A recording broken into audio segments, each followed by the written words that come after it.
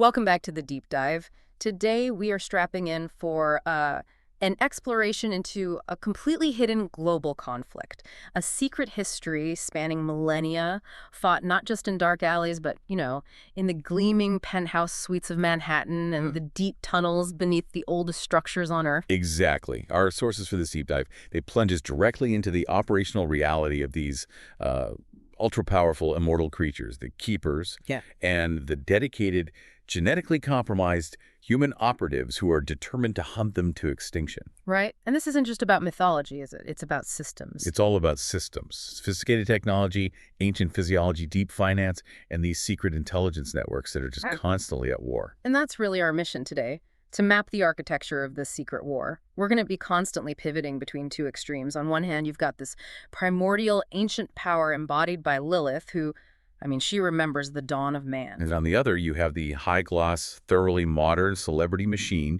used by the human bloodling, Leo Patterson, basically to hide in plain sight. Perfect mask.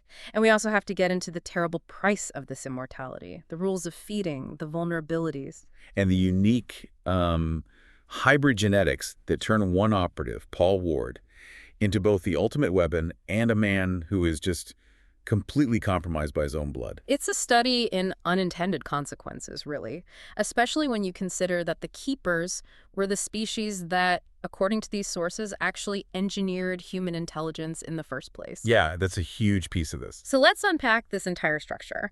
But we have to start, I think, squarely in the 21st century, where camouflage is king, the anatomy of the modern vampire machine. When we talk about Leo Patterson, we are looking at, it's the perfect mask for a predator in the contemporary world. On the public stage, she is the definition of global, unassailable success. She's a colossal pop star. The source material tells us she has 10 gold records responsible for chart toppers like Somebody Love Me. She operates on a level of fame that makes her, ubiquitous but totally untouchable.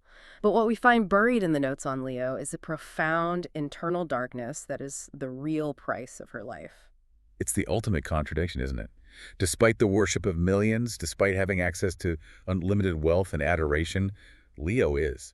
She's crippled by self-loathing. She views herself as an awful freak. Exactly. She describes her existence as a perpetual hell. She is profoundly isolated, trapped by her own power and the need to kill. It sounds less like a life of eternal glamour and more like a high-functioning addiction maintained by just extreme trauma. That's a great way to put it. She is constantly wishing for a cure, a way back to being human. The only reprieve she finds from this burden of self is either in singing or in the addiction of the hunt. And that singing ability, which is what gave her the celebrity, it's directly linked to her transformation. Oh, absolutely. Before Miriam Blaylock turned her blood, she was just a good singer.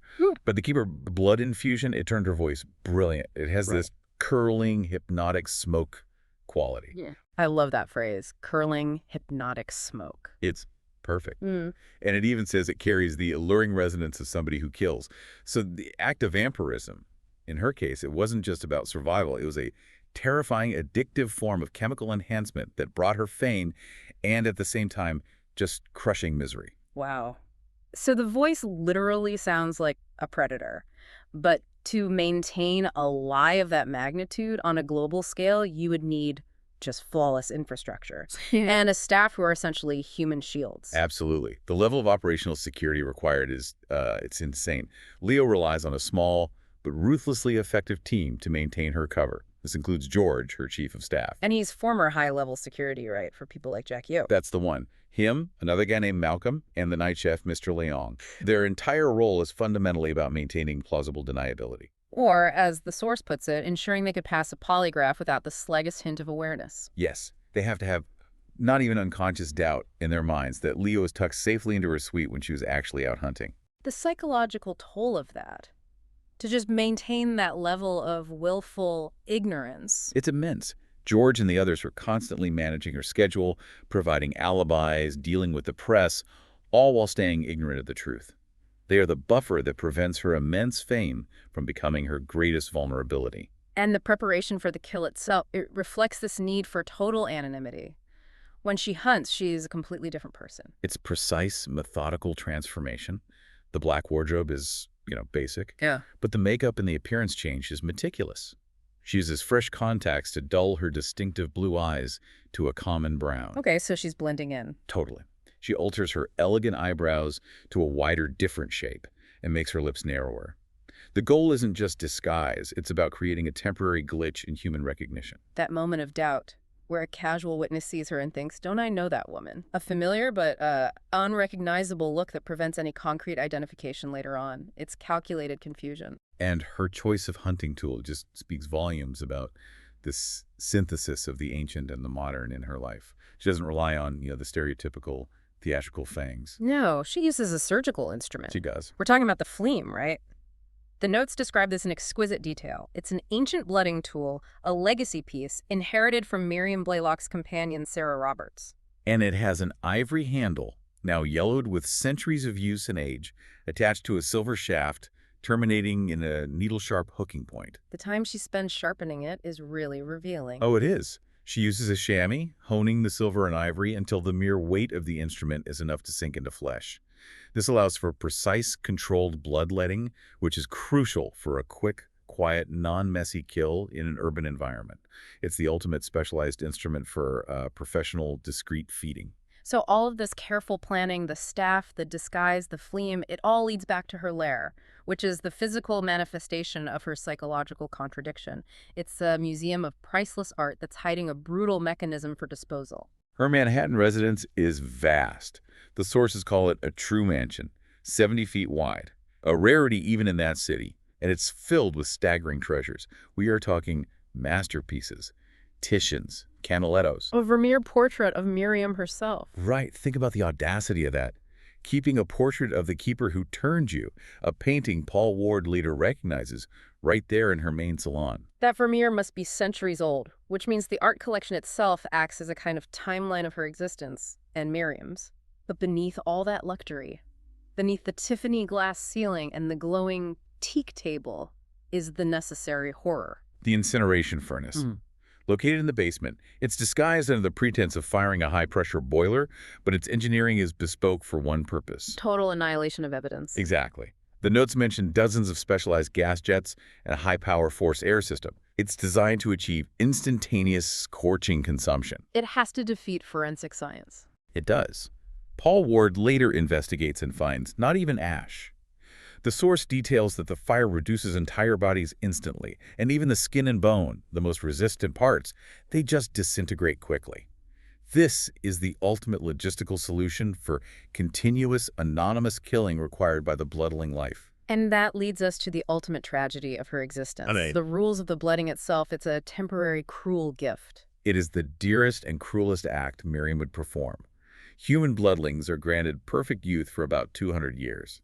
But that is a finite clock. Right, and they must continuously drink blood to maintain that stasis. If they stop, or if they're finally destroyed, they age those 200 years in a matter of days. It's a rapid, grotesque disintegration of their temporary immortality. So the price of celebrity, fame, brilliance, and 2 centuries of youth is perpetual misery and the constant need to feed, knowing that failure means an accelerated, horrifying collapse back to their true age.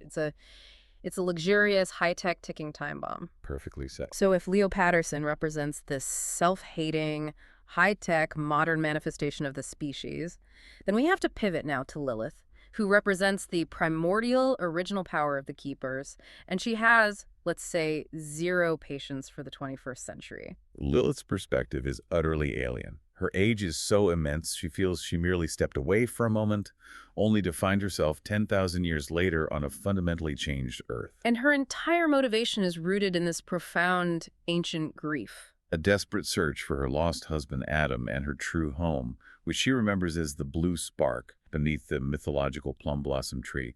It's almost poetic. It is. And when she returns, she is in a state of catastrophic starvation, which provides us with just horrifying physiological detail about what a keeper experiences when their immense metabolism fails. The hunger is described as a physical, psychological, and spiritual agony. It's a congealing fire in her stomach that radiates out along her legs and spine. But what's terrifying is the alternative to feeding. She faces the worst of all the oblivions. She can't actually die, can she? That's the key. No. That's the horror of it. If she becomes too weak to feed, she will sink into a dry, helpless stillness, the keeper half-life at its most basic.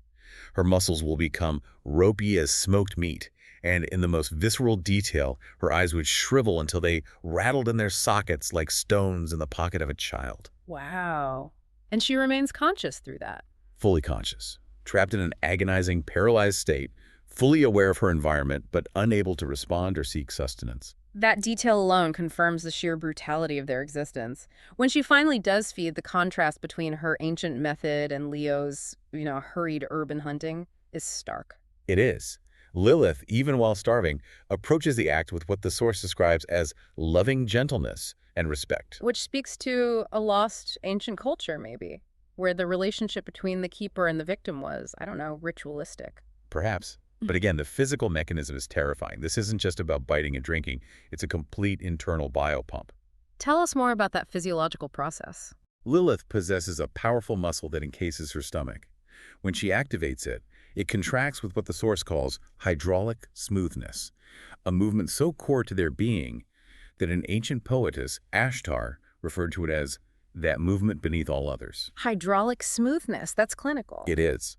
This intense focused suction swiftly draws the blood, consuming the victim until the body is left as shriveled as dry fruit, and the bones are black and dry. It sounds like instantaneous total fluid collapse within the victim, leaving nothing but desiccated remains.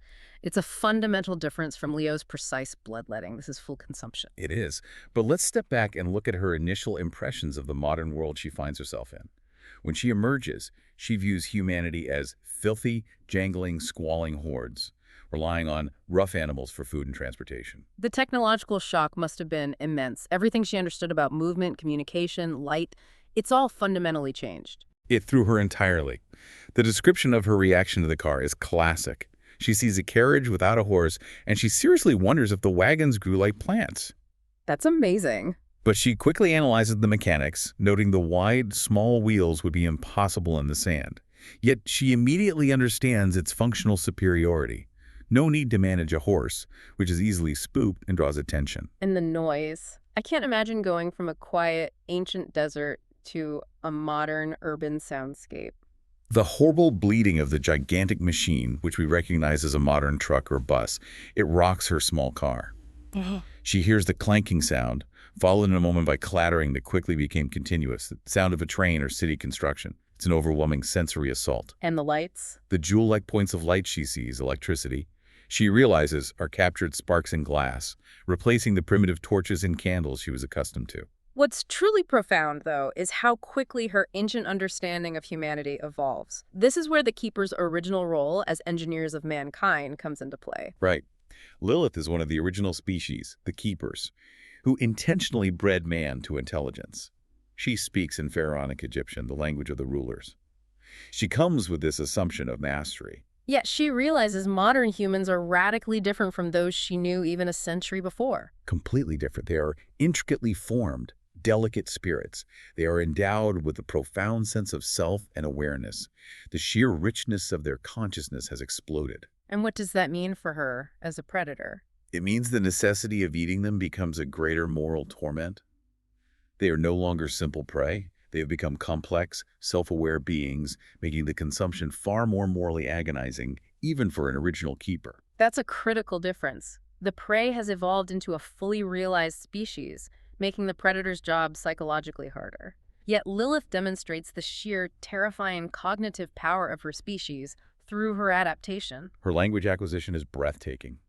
On the tanker ship, she rapidly constructs perfect German replies out of Kurt's initial questions. Wow. She picks up English seemingly just by listening to a Sony television and her driver. She absorbs languages as quickly as she hears them. This confirms the vast intelligence and power of the master species, the same latent power that resides in Paul Ward. She also carries the deep memory of their species' conflict and vulnerabilities. She recognizes an ancient torture technique. Yes, the source mentions the grotesque sight of a fellow keeper spiked to a door in Cairo. Lilith recognizes this instantly as the blood eagle. Not a modern invention, then. Not at all. It's an ancient, brutal method specifically designed for torturing the immortal. This is a technique that has been used against keepers for millennia. She even cites the symbol appearing on flags, referencing Russian Tsars as an example. Which shows that the war between the hunters and keepers isn't just a recent skirmish, it's a conflict embedded in human history. It suggests that certain human factions have always understood how to reduce keepers to that agonizing, conscious half-life. The conflict is as old as civilization itself. The existence of that ancient war brings us directly to the modern front line and the man who embodies the complexity of the conflict, Paul Ward. Paul is driven by a deep personal history. A vampire killed his father, and he was romantically entangled with Miriam Blaylock, the keeper who turned Leo before he had to destroy her. So now he is a dedicated intelligence operative, but he operates under the huge complication of his own genetics. He's the living paradox. He is 16% keeper, a hybrid status that grants him the intelligence and power of the master species, combined with a huge dose of male aggression. He is not just a highly trained human, he is biologically equipped for this fight. Right. Let's delve into that anomalous biology because the source material is surprisingly specific about the cellular changes that make him superhuman. So what exactly does 16% keeper blood do to a person? Well, it introduces an array of 6 anomalous cells into his bloodstream. The 2 most critical elements are his T4 lymphocytes and his platelets. Normal T4 lymphocytes are central to the human immune response. Paul's, however, possess extraordinary immune reactivity and power. So it's like a biological anti-aging effect? Almost, yeah. A concept Sarah Roberts, Miriam's companion, had tried but failed to stabilize in others. Paul naturally possesses this superior self-repairing immune system. So he has a constantly upgraded immune system fighting aging and disease at a superior rate. What about the platelets? Platelets in a normal human have a lifespan of about 8 to 10 days. Paul's platelets have a lifespan of years. Years. Years. This means his capacity for rapid healing is vastly accelerated. A wound that would require immediate surgical attention and weeks of recovery for a standard operative would, for Paul, heal on its own in a matter of hours. He is genetically engineered unintentionally to survive wounds inflicted by immortals. That explains how he can sustain the relentless pressure of this hunt. And his arsenal, it reflects the absolute necessity of overwhelming keepers, who can only be destroyed by complete pulverization. Exactly. His preferred sidearm is a specialized high-standard custom-shot pistol, described as a dull, gleaming blue. It feeds from a 20-bullet magazine filled with fat, mean magnums. Fat, mean magnums. That implies massive stopping power. The intention isn't to wound, it's to utterly obliterate. Paul believes 3 of these specialized shots are enough to tear a vampire to bits, ensuring that no lingering consciousness can survive. And he combines this with sophisticated military-grade surveillance equipment. Including his drone. This is where the tech really elevates the hunt. The subminiaturized drone aircraft is a crucial piece of kit. It's compact enough to fold into a golf bag-sized case, yet it has an operational capacity of 6 hours aloft. But the camera is the key, right? It is. It carries a temperature-sensitive camera. Since a vampire's body temperature drops steadily and significantly between feedings, this camera can pinpoint a cold, non-human heat signature from thousands of feet up, even within a dense urban sprawl or a massive crowd. It makes hiding almost impossible. So Paul is a hybrid of ancient genetic power and cutting-edge military surveillance. But all this power and dedication comes at an intense personal price, which manifests most tragically through his son, Ian. Ian is the heir to Paul's crisis. He's highly intelligent, straight A's, fluent in 4 languages. But he's volatile, resentful, and constantly acting out against his father's secretive, arrogant nature. And Ian, too, he carries that latent keeper blood. It's a magnetism that draws him into the orbit of Leo, and eventually Lilith. He's more than just a child of a hunter. He is the focus of the Keeper's ultimate plan. Sarah Roberts' research had documented prior attempts to hybridize the species, and they all ended in bloody failure because the resulting humans became too intelligent and unpredictable. Lilith, however, she views Ian as more than a keeper. A potential new kind of being. A new kind of being she intends to mold. And the Keepers orchestrated his fall, didn't they? The source points to a specific setup. Oh, yeah. George, Leo's chief of staff, the man tasked with maintaining the perfect cover, gave Ian a rave flyer and dropped an ecstasy tab on him. This led to Ian's arrest for felony possession. A surgical strike. It was. The humiliation of the arrest, coupled with overhearing his parents discuss watchful waiting regarding his volatile behavior, drove Ian to run away to New York City. And his path leads him directly toward Lilith's camp in Cairo. And her plan is terrifyingly direct. She intends to teach Ian to feed and then force him to kill his own father. Who was, of course, frantically tracking his son using his high-tech gear and his international network. The scale of this operation speaks to the global reach of the hunters. Paul and his wife Becky are coordinating with the French team, including Jean and Egyptian authorities, General Carras. This isn't a lone wolf operation, it's a global intelligence war. And their unit has paid an immense price. The agency unit had to be decommissioned due to brutal attrition. They have 6 plaques on their wall of honor. This is not a sustainable fight for normal humans. Their operational success relies on navigating the Keeper's secret infrastructure, which the source reveals to be truly vast, a global tunnel system. This is the hidden logistical network of the immortal species. We learn that vampire lairs are connected by vast, complex tunnels dug under ancient Rome, Paris, London, and New York. And in New York, Paul's team knows the Blaylock tunnels so well they refer to them as the Sutton Place Express, connecting to the deeper East Side system. This is a millennia-old infrastructure designed to move and hide a species that cannot use public transport or planes. And it's in these tunnels that they encounter the most visceral confirmation of the horror of the Keeper's half-life, the phenomenon of the foul soup. This is truly ghastly. It is. Paul and Beppy investigate the tunnels and find evidence of humans surviving by cannibalizing the remains of Keepers who had been killed and dismembered but not utterly destroyed by fire. They find an old man who was eating these dismembered remains. And the source of the temporary youth. The old man was heating the ripped-apart Keeper bodies, which still contained still-living essence, to extract a liquor described as the foul soup. Drinking this soup granted the human temporary youth, lasting anywhere from a month or a year or so. And the source explicitly refers to these ripped-apart remains as the children of the Keepers. Confirming that they linger in perpetual agony, their essence slowly extracted by desperate humans. This highlights the true nature of the Keeper half-life. Not just paralysis, but perpetual conscious suffering used as a perverse resource by humans in the know. This concept of the lingering conscious half-life is the fundamental physiological reality of the Keeper species, and it defines the nature of their immortality. It's an eternal existence, but one balanced precariously against the terrifying possibility of eternal suffering. So the sources outline 2 paths derived from Keeper blood that grant anti-aging effects to humans, and both are just horrific trade-offs. Path 1 is the Keeper blood infusion, which we see with Leo. A human receives the blood, granting them about 200 years of perfect youth.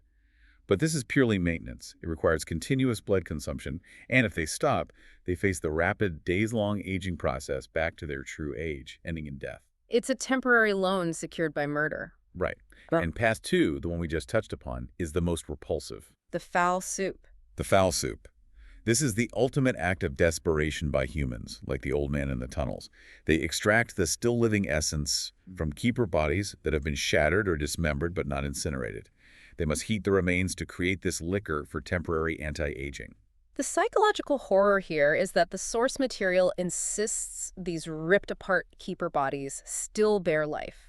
They are suffering. They possess a dim and anguished awareness as they are slowly consumed or allowed to linger, unable to die. And that is the core vulnerability. Keepers do not die naturally. If they are merely shattered or spiked to a door, they are only rendered helpless. They linger. The only way to achieve complete, thorough killing to silence that agonizing consciousness is through fire and time, or total obliteration. Hence, the need for Leo's furnace and Paul's specialized magnums. And Lilith, understanding this weakness better than anyone, uses this physiological reality to enact the ultimate punishment on Leo in the New York tunnels. She takes Leo to a hidden execution chamber, a place where those who violated her will were left to linger. The sources paint a picture of absolute torment. This chamber is filled with the remains of her prior victims, bones, skulls, and a fine layer of what is chillingly called corpse dust that unbelievably still bears life. When Leo is thrown into this morass, the physical description is designed to induce total visceral horror. The famished remains, the skulls, the fragments of bone, the bits of flesh, they cling to her. This causes severe, unbearable itching, burning, and tearing of her skin as these conscious particles attempt to gain sustenance from her. And the single most terrifying line in the sources is the observation where Leo bleeds.